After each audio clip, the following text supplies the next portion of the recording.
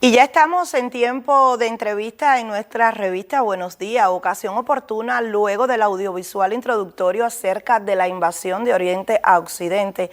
Y para recibir en nuestro set de entrevista además a un historiador de prestigio que domina a profundidad el tema que hoy nos ocupa, el combate de Coliseo, desarrollado en Matanzas como parte de los enfrentamientos entre las tropas de Máximo Gómez y Antonio Maceo camino a Occidente para llevar la guerra a toda Cuba. Los buenos días precisamente y la bienvenida para el doctor en Ciencias Históricas Rafael Ramírez García, profesor de la Academia de las Fuerzas Armadas Revolucionarias, general Máximo Gómez. Muy buenos días para usted, Ramírez, un placer tenerlos acá con nosotros muy temprano en la mañana. Buenos días, gracias por la invitación y también para todos los televidentes.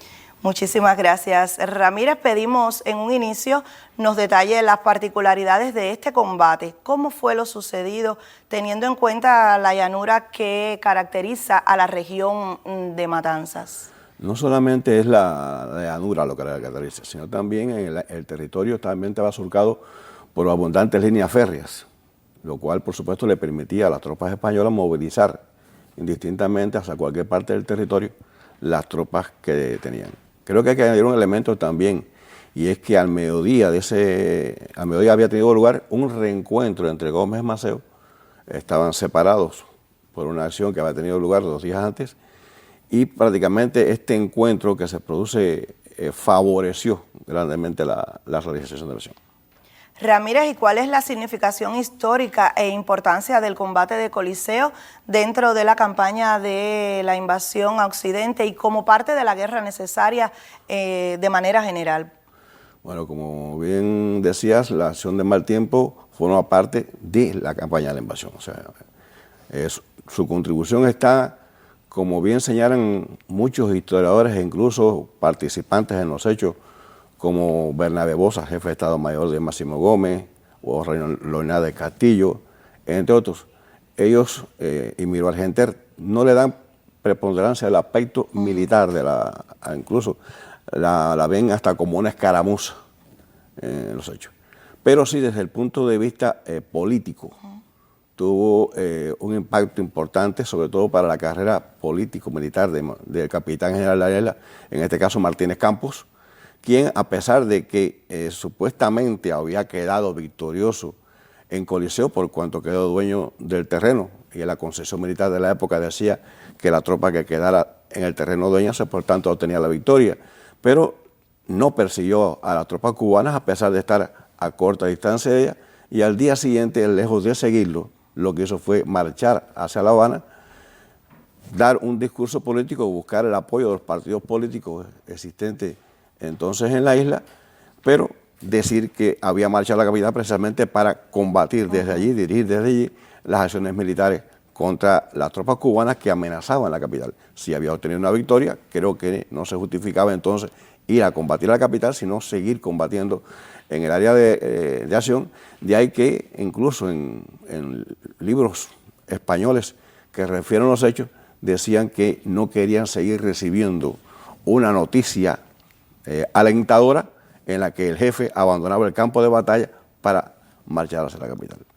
Ramírez, y profundizando en otros elementos históricos, ¿qué papel desempeñó Máximo Gómez como líder de la misma, así como Maceo, Antonio Maceo, en el reforzamiento por un objetivo común y, por supuesto, para vencer y avanzar hacia La Habana y posteriormente hacia la provincia de Pinar del Río? ¿Esto se marca en la historia?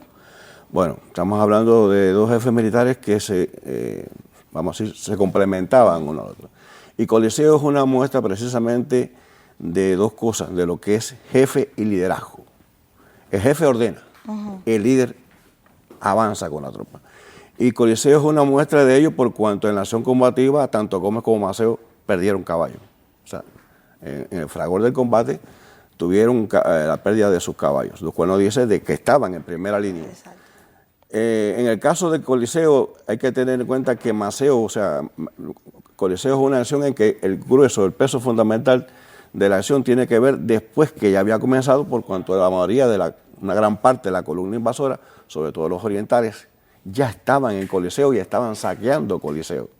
Y es en ese momento en que llega Martínez Campos con con su tropa. Si bien Máximo Gómez había dado las indicaciones de combatir a la tropa, Maceo posteriormente le indica que no ha podido reorganizar toda la tropa que tiene en Coliseo y por eso ordena prácticamente la retirada, dejando prácticamente en un palmo de narices, podríamos decirle como se dice, a Martínez Campos, que se quedó sin poder cumplir con el éxito. Esa podríamos decir que sería la actuación que tuvieron los dos y sobre todo el haber apreciado correctamente la situación táctica que se daba y tomar las decisiones oportunas para salir victorioso de ese momento, cumpliendo con el plan estratégico que decía, no importa flanco, retaguardia sucio, lo que importa es tener el frente limpio. Ya lo decía usted, un plan estratégico militar. ¿Y cuál fue ese plan estratégico militar que se trazaron estos líderes de conjunto, por supuesto, para vencer a las tropas españolas y lograr un triunfo de vital importancia? Bueno, cumplir con ese plan estratégico que ya estábamos hablando, que coincidía con esto de tener franco, no importa el flanco y la retaguardia social. Habría que decir también que en el caso de la invasión era también cumplir con el plan estratégico ya concebido desde mucho antes, desde la propia reunión de Mejorana y por las circulares de guerra que se habían dictado. Incluso creo que el hecho de quitarle la riqueza al enemigo, que podríamos decir que es el centro de lo que se conoce, del intento de darle el Ayacucho cubano en el occidente, tiene que acabar con la riqueza económica. Y Matanzas es un ejemplo de ello, por cuanto la marcha de las columnas invasoras se veía en Matanzas por el humo de los incendios. O sea, la riqueza azucarera que tenía España en el caso de Matanzas fue duramente golpeada por el paso de la invasión. Por supuesto, una repercusión tuvo. ¿Y pudiera usted abordar la misma que tuvo este hecho de derrotar a Martínez Campos, con quien Maceo había discutido por su desacuerdo con el Pacto del Zanjón? ¿Cuánto peso dio desde el punto de vista moral a las tropas mambisas que venían avanzando desde Mangos de Baraguá cuando iniciara la campaña el 22 de octubre de 1895? O sea, a tan solo 2 meses de iniciada la invasión, según la historia. Bueno, ese peso es importante destacarlo por cuanto estamos hablando de una tropa que, si vamos a mirar después que se forma el contingente invasor, ya definitivo, en Lázaro López, tiene acciones significativas, podríamos decirlo así, no solamente las que tienen lugar en el territorio villareño, sino también hablando de Maltiempo, por ejemplo, que tiene un peso significativo, la propia Coliseo, Calimete, que es la otra además envergadura que tiene, y son acciones que van a levantar el ánimo de los cubanos, incluso a pesar de ser acciones en las que los cubanos tienen bajas significativas. Claro. Hay prácticamente pequeños encuentros con españoles donde hay 12 muertos o 12 heridos. Y eso, por supuesto, es impedimenta. Pero lejos de decaer, lo que eso fue que aumentó el prestigio del Ejército Libertador y, por tanto, la incorporación. En el caso de Matanzas, por supuesto, estamos hablando de una zona que va a activar las acciones, va a tener incrementos de tropas. Incluso en determinado momento Maceo y Gómez van a recibir las armas que estaban previstas para cuando Juan Gualberto Gómez iba a levantarse como motivo el 24 de febrero. Esas armas se recuperan en ese momento y van a formar parte del contingente invasor. Pero también hay incorporación de la población. Incluso en la contramarcha, como se verá también, guarniciones no solamente se rinden, sino que también pasan a formar parte del Ejército Libertador, de forma tal que vamos a ver un incremento en su accionar, con independencia de que, por ejemplo, no tenía infantería. La infantería, que era Quintín Banderas, había quedado en las villas y hubo que suplementarla con otra fuerza. Pero indiscutiblemente que hay un accionar de las fuerzas del Ejército Libertador que van a favorecer precisamente la pérdida de la moral combativa del Ejército español y que se expresan precisamente en que, posterior a la acción de Calimete, y cuando ya prácticamente las tropas cubanas van a entrar en el territorio de La Habana, ya Martínez Campos presenta su renuncia. Creo que esa es la mayor muestra de la derrota del pacificador, que había venido a Cuba con esa misión estratégica de impedir, o sea, de terminar la guerra, y no lo logró.